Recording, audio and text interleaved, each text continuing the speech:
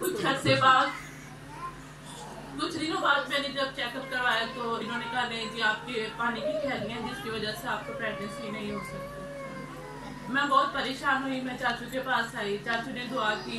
चाचू कहते खुदा आपको औलाद देगा मगर थोड़ी देर से देगा। मैंने चाचू से कहा, मैंने कहा चाचू कितनी देर लगेगी? चाचू कहते मुझे इस बात का नहीं पता पर खुदा आपको औलाद देगा। मैंने ईमान रखा, मैं चाचू से दुआ करवाती रही हर दिन हर रोज, और खुदा ने 3 साल बाद आज मुझे बेटी दी है।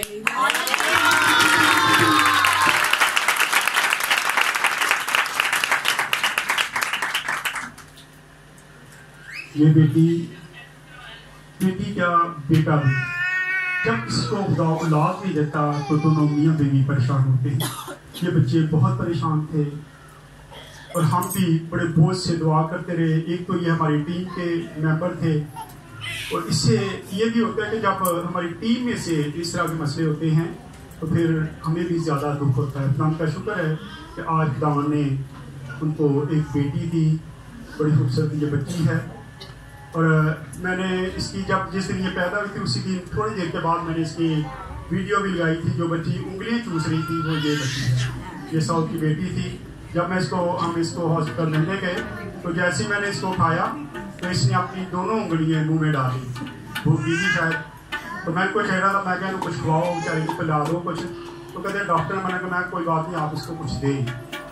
रुखसार भी रो रही है। खुदा ने रुखसार को भी काफ़ी अर्सा के बाद औलाद दी थी, लेकिन खुदा का शुक्र है कि अब खुदा ने रुखसार को एक बेटी और बेटे से नवाजा है।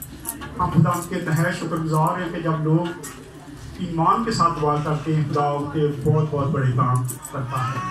आज हम शुक्रगुजार हैं इस जोड़े के लिए कि खुदा ने इनको भी बेटी दी और आज बेटी ने गवाही दी। तो उसके रोने की वजह से ये गवाही शॉर्ट हुई, जिसकी वजह से मैंने सारा कुछ बताया कि इसको पानी की थैली होगी। और फिर उसके बाद बहुत अरसा ये बड़ी परेशान भी रही। जब भी इसने आना मुझसे दुआ करवानी, मैं डॉक्टर पे जा रही हूँ, और आखिरकार फिर खुदा ने इसको बेटी दी।